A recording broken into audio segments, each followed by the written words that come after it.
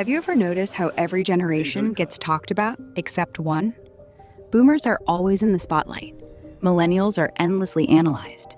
Gen Z dominates the conversation.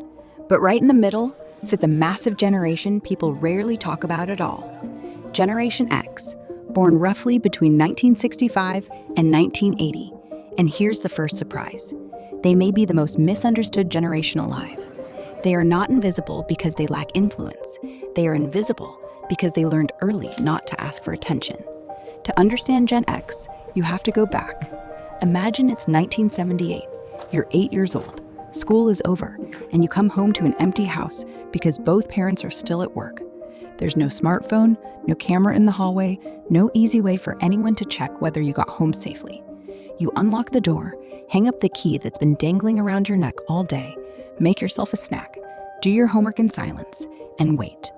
Those quiet afternoons taught an entire generation one deep lesson. No one is coming to rescue you. That did more than make Gen X independent. It shaped how they think. When their parents came home, rules were often direct and consequences immediate. If you messed up, you dealt with it. That kind of environment trains the brain to connect actions and outcomes fast.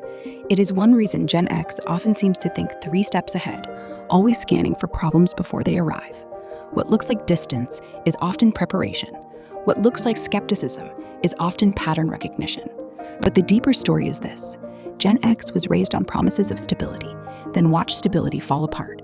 They saw divorce rates rise. They watched loyal workers get laid off. They were told that if you worked hard and followed the rules, life would reward you. Then they watched the rules change in real time. That is why Gen X can seem skeptical. Not because they are naturally cynical, but because they learn not to trust comforting illusions.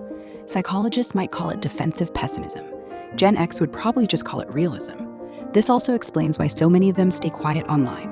It is not that they do not understand technology. They help build the digital world. It is that they grew up when privacy still felt normal. If you embarrassed yourself as a kid, maybe a few people knew, and then it was over.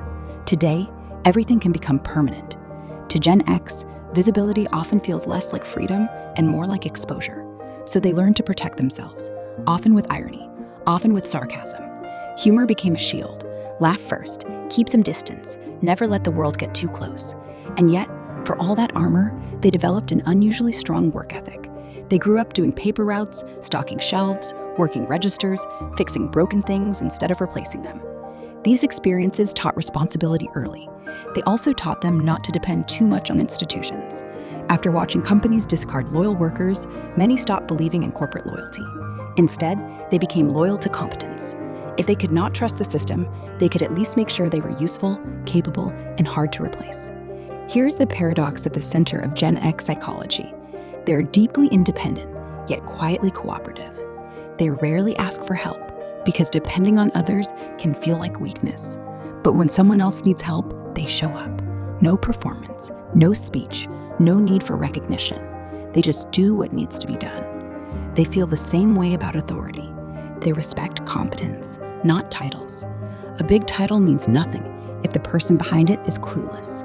But honesty, skill, and calm under pressure earn their loyalty fast. For a moment, this can make Gen X look emotionally closed off, almost detached. But that is not the full story. The truth is that Gen X is not detached. They are defended. They are the bridge generation, shaped in the moment when the analog world was dying and the digital world had not fully arrived.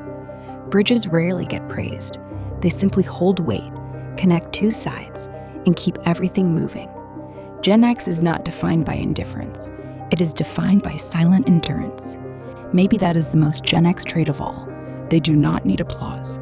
And maybe they are not invisible because they have nothing to say.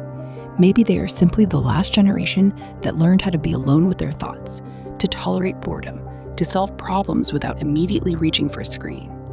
You do not fully notice a bridge while you are standing on it. You notice it when you realize how much it has been holding up all along.